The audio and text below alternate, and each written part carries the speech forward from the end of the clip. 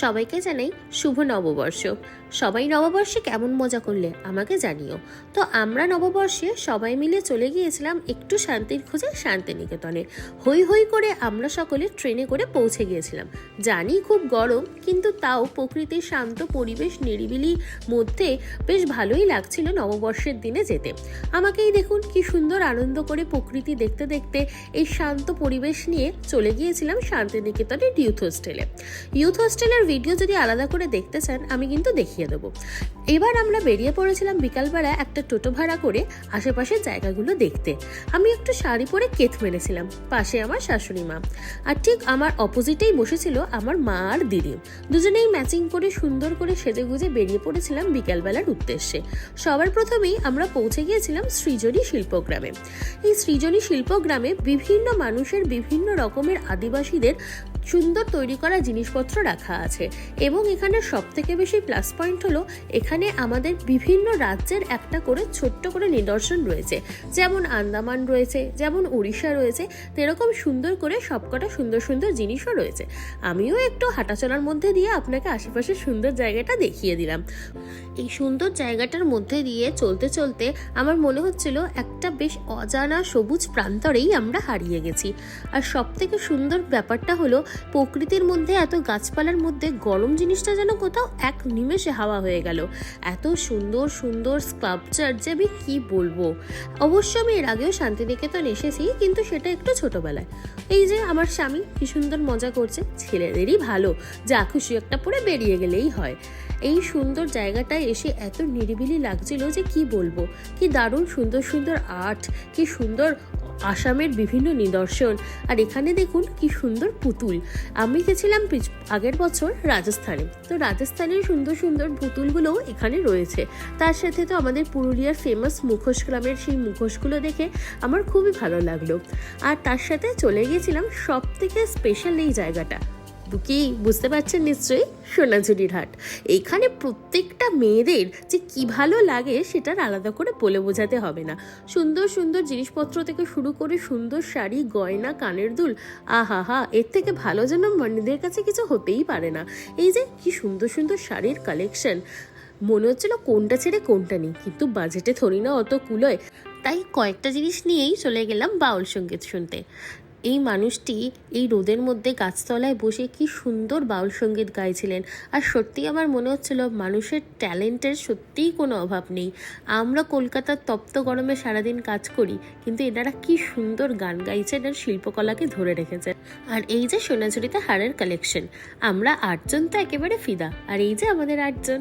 তো পরের দিনই সকালবেলা আমরা ঘুম থেকে উঠে পৌঁছে গিয়েছিলাম কঙ্কালীতলা মায়ের মন্দিরে।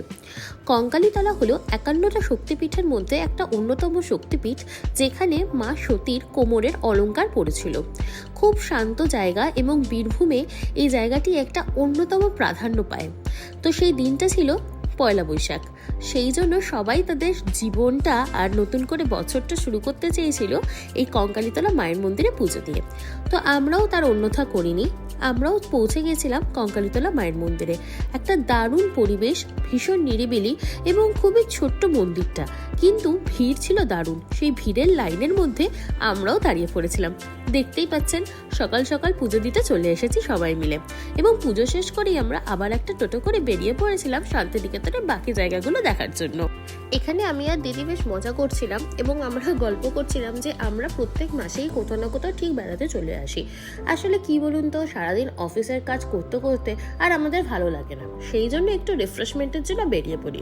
আর সব থেকে বড় কথা, মায়েদেরও ঘোরা হয়ে যায়। নইলে মারা তো সারাদিন কমপ্লেনই করতে থাকে যে আমরা সারাদিন বাড়িতে বসে কাজ করতে করতে বোর হয়ে গেছি। এই যে আমার মা আর আমার শাশুড়ি মা খুব ভালো বন্ধু, জানেন তো। এখনকার দিনে এই দুটো কম্বিনেশন একসাথে পাওয়া সত্যিই খুব চাপের ব্যাপার। দুজনে মিলে খুবই মজা করে। আর সত্যি বলতে এটা আমার কাছে একটা বড় প্রাপ্তি আর ভগবানের দেওয়াই বলতে পারেন, যে আমার মা এবং আমার শাশুড়ি মা হলো বেস্ট ফ্রেন্ডস। আর সেটা আর অন্যথা রাখে না যে আমার শ্বশুরমশাই আর বাবাও খুব ভালো বন্ধু, কিন্তু এই দুজনের বন্ডটা একটু আলাদা। আচ্ছা, বলতে বলতে দেখুন আবার আমরা চলে এসেছি শান্তিনিকেতনের এই বিশ্বভারতীর মধ্যে।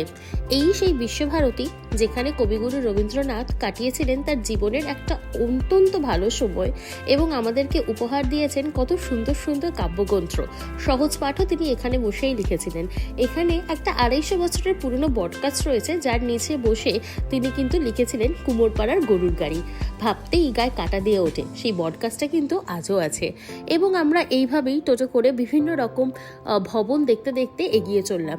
এখন কিন্তু বিশ্বভারতী শুধুমাত্র শিল্পকলাই শেখায় তা নয়, এখানে কিন্তু সায়েন্স, আর্টস, ফরেন ল্যাঙ্গুয়েজ সমস্ত কিছু শেখারও কিন্তু বিল্ডিং আছে, যেগুলো আমরা দেখেছিলাম। এরপর আমরা চলে গিয়েছিলাম রাজবাড়ি দেখতে। এটা একটা বহু পুরনো রাজবাড়ি, যেখানে রানী রাসমণির শুটিংও হয়েছিল। তো রাজবাড়িটা বাইরে থেকে দেখতে তো খুবই সুন্দর, আর ভেতরেও যখন আমরা ঢুকেছিলাম ভেতরটা ভীষণই ঠান্ডা ছিল। তাই বোঝা যায় যে আগেকার দিনের বাড়িগুলো অটোমেটিক্যালি ঠান্ডাভাবেই তৈরি হয়েছে।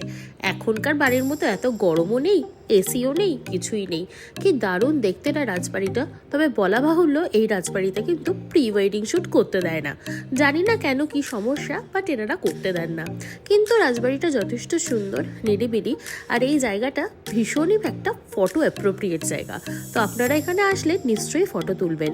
আর সামনে যে দেখতে পাচ্ছেন, এই জায়গাটাতে মনে হয় দুর্গাপুজো হয়, সেই জন্য মণ্ডপও করা আছে আর সুন্দর সিঁড়িও করা আছে। অবশ্য সারাদিন ঘুরতে ঘুরতে আমরা যা ক্লান্ত হয়ে পড়েছিলাম, তাই ওই সিঁড়ির চত্বরেই বসে পড়েছি। এই দেখুন কি অবস্থা আমাদের।